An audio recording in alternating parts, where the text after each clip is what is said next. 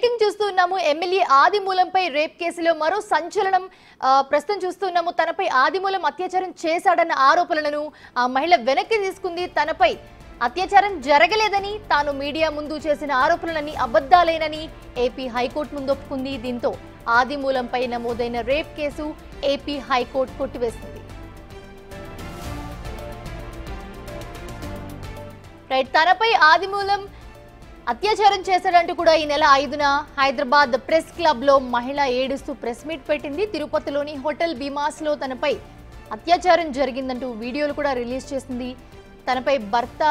తన భర్త అనుమతితోనే తనపై అత్యాచారం దృశ్యాలు రికార్డు చేశారని కూడా చెప్పింది. ఆమె ఆరోపణలు నిజమేనని జనమంతా కూడా నమ్మారు. వారితో పాటు మీడియాను కూడా ఆమె బకరాలను చేసింది. అంతేకాదు మహిళ ఆరోపణలతో టీడీపీ అధిష్టానం ఆదిమూలంను పార్టీ నుంచి సస్పెండ్ కూడా చేసింది. అత్యాచారం చేయకపోతే ఆదిమూలంపై మహిళ ఎందుకు ఆరోపణలు చేసినట్టు? కేసు పెట్టాక మహిళను బెదిరించారా? భయంతో కేసు వాపస్ తీసుకుందా, లేక వీడియోలు చూపించి ఎమ్మెల్యేని బ్లాక్మెయిల్ చేసిందా? కేసు వెనక్కి తీసుకునేందుకు పెద్ద ఎత్తున సెటిల్మెంట్ జరిగిందా? ఇలాంటి ప్రశ్నలు ఎన్నో కూడా తలెత్తుతున్నాయి. ఆ రోజు ప్రెస్ మీట్ లో మహిళ ఏడుపంతా కూడా డ్రామానేనా? రేప్ పేరుతో సమాజం మొత్తాన్ని కూడా ఆ మహిళ మోసం చేసిందా? తన ఉమెన్ కార్డుతో సమాజంతో ఆటలాడుకుందా అని ఆగ్రహం కూడా వ్యక్తమవుతున్న పరిస్థితి. ఇంతకీ ఆమె విడుదల చేసిన వీడియోలు ఒరిజినలా లేక మాఫింగా అనే అనుమానాలు కూడా ప్రస్తుతం వ్యక్తమవుతున్నాయి. అయితే అత్యాచారం ఆరోపణలు చేసి ఎవరి ఇమేజ్నైనా డ్యామేజ్ చేయొచ్చా అంటే సమాధానం చెప్పలేని పరిస్థితి.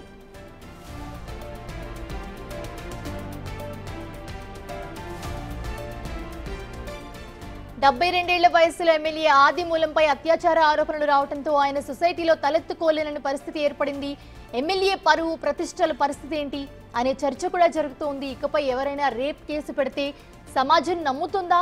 ఆ మహిళ తప్పుడు ఆరోపణల నేపథ్యంలో దేశంలో నమోదయ్యే రేప్ కేసుల్లో ఎన్ని నిజమైనవి?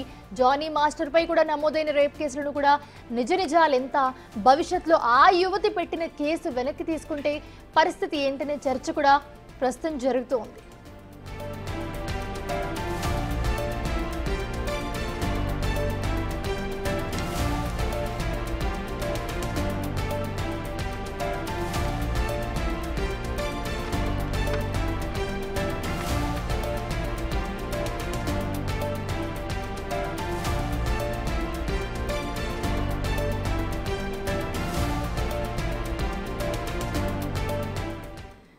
ఈ పూర్తి అంశానికి సంబంధించి మరిన్ని అప్డేట్స్ అందించడానికి మా input editor Pawan Kumar live లో జాయిన్ అవుతున్నారు.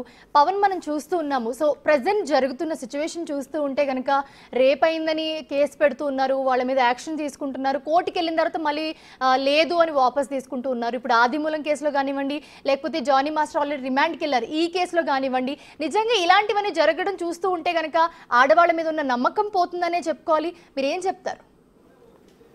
ఎస్ మౌనిషా, ఈ రెండు కేసులు కూడా రెండు తెలుగు రాష్ట్రాల్లో సంచలనం రేపుతున్నాయి. అటు ఆదిమూలం ఎమ్మెల్యేగా ఉన్నారు, ఆయనను ఆ పార్టీ నుంచి కూడా సస్పెండ్ చేశారు. ఇక్కడ సినిమాల్లో అటు కేరళలో ఏదైతే జస్టిస్ హేమ రిపోర్ట్ బయటకు వచ్చింది, అదే సమయంలో ఇక్కడ జానీ మాస్టర్ ఉదంతం బయటకు రావడంతో తీవ్రమైన చర్చ అటు దేశవ్యాప్తంగా ఉన్న సినీ ఇండస్ట్రీ మొత్తం కూడా చర్చించుకునే దిశగా ఈ అంశం నిలిచింది.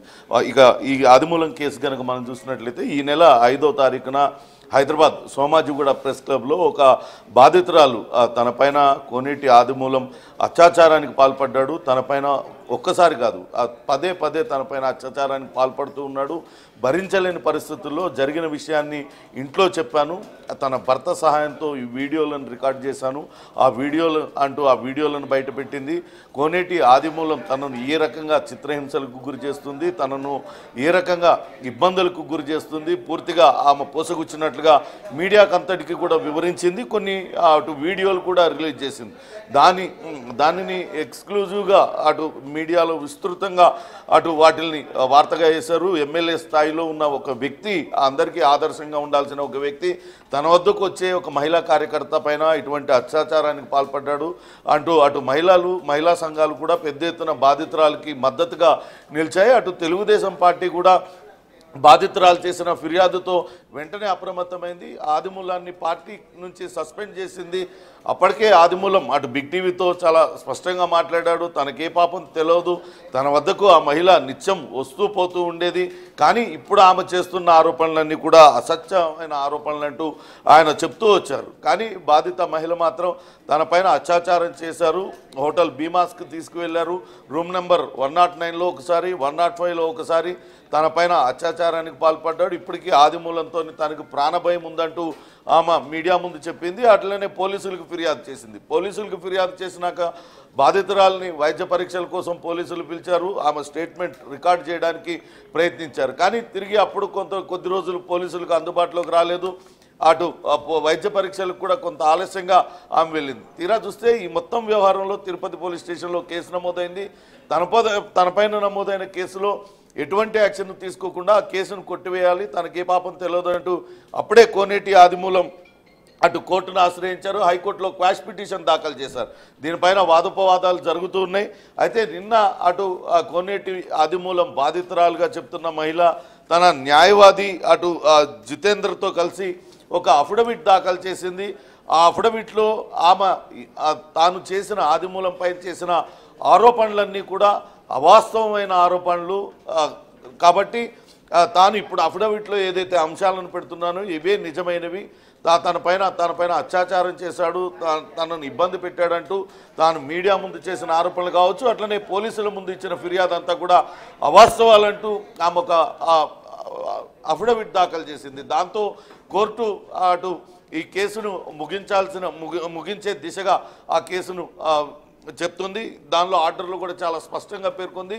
నిన్న బాధితురాలు స్వయంగా అక్కడ కోర్టులో ఉన్న సమయంలో ఆయనతో న్యాయమూర్తి కూడా మాట్లాడారు.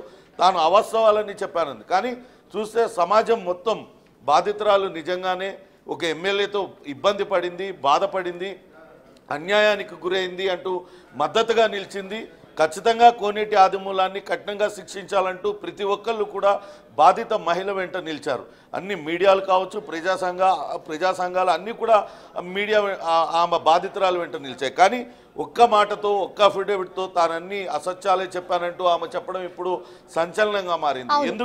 పవన్ ఇప్పుడు మీరు చెప్పినట్టే కనుక తీసుకుంటే ఆమె ముందు ఏదైతే కేసు పెట్టిందో ఆదిమూలం సస్పెండ్ చేశారు, ఆయన్ని అందరూ కూడా ట్రోల్ చేశారు, చాలా పెద్ద ఎత్తున దుమారం అయితే రేగింది. సో ప్రెసెంట్ వచ్చేసి ఆమె సడన్ గా ఇలాంటిది ఏం జరగలేదు అని చెప్పడంతో ఒక సింపతి కార్డ్ ప్లే చేసి మళ్ళీ ఇలాంటిది ఏం జరగలేదు అని చెప్పడం జరిగింది. సో అంటే ఎలా చూడొచ్చు అంటారు? ఒకటి, ఎందుకు కేసు పెట్టాల్సి వచ్చింది? ఒకవేళ నిజంగా జరిగింది నిజమే అయితే గనక కేసు ఇప్పుడు ఎందుకు వాపస్ తీసుకుంది? లేదు ఇలాంటిది ఏం జరగలేదు అని ఎందుకు చెప్పింది? ఒకవేళ నిజంగా బెదిరింపులు ఏమైనా వచ్చాయి ఈ మ్యాటర్ అంతా జరిగిన గ్యాప్ లో ఆమెను బెదిరించుంటారా, లేకపోతే ఆమె ఏమైనా ఇంకేమైనా ఎక్స్పెక్ట్ చేసి నిజంగానే బ్లాక్ మెయిల్ చేయడమో లేకపోతే ఇంకొక ఆలోచన ఏమైనా ఉండి కేసు పెట్టింది? అసలు దీన్ని ఎలా చూడొచ్చు అంటారు? ఎందుకంటే ఇక్కడ ఒక విషయం, ఇలాంటి వాళ్ళు చేసి ఒక్క పని వల్ల నిజంగా ఏదైనా ఇలాంటి ఇష్యూస్ తో బాధపడి ఎవరైనా ముందుకొచ్చి చెప్పాలన్నా కూడా వాళ్ళ మీద కూడా అనుమానం వ్యక్తం చేసే పరిస్థితి ఇప్పుడు వస్తుంది ఇలాంటి వాళ్ళ వల్ల.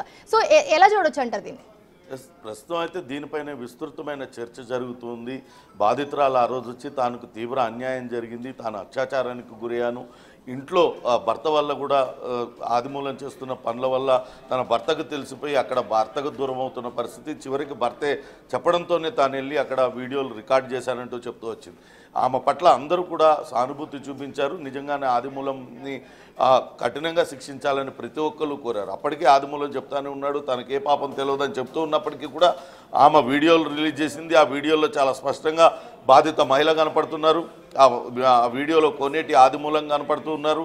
అది ఒత్తిడి చేసి ఆమెను లైంగికంగా అనుభవించారా లేకుంటే పరస్పర అంగీకారంతో జరిగిందా, ఇదంతా కూడా తర్వాత చర్చ పక్కన పెడితే నిజంగానే బాధితురాల పైన ఆయన ఎమ్మెల్యేగా ఉన్నాడు, ఈమె కార్యకర్తగా ఉంది, ఒక పార్టీ కార్యకర్తగా ఉంది, తన అధికారాన్ని వినియోగించి లేకుంటే అధికారంతో ఆమెను లోపరుచుకున్నారనే జాలి ఆమె పైన కలిగాయి. ఆమె పట్ల అందరూ కూడా ఉన్నారు. కానీ ఇప్పుడు అకస్మాత్తుగా ఆమె ఈ కేసులో తాను అన్ని అసత్యాలే చెప్పానంటూ అఫిడవిట్ దాఖలు చేయడంతో పెద్ద ఎత్తున చర్చకు దారితీసింది.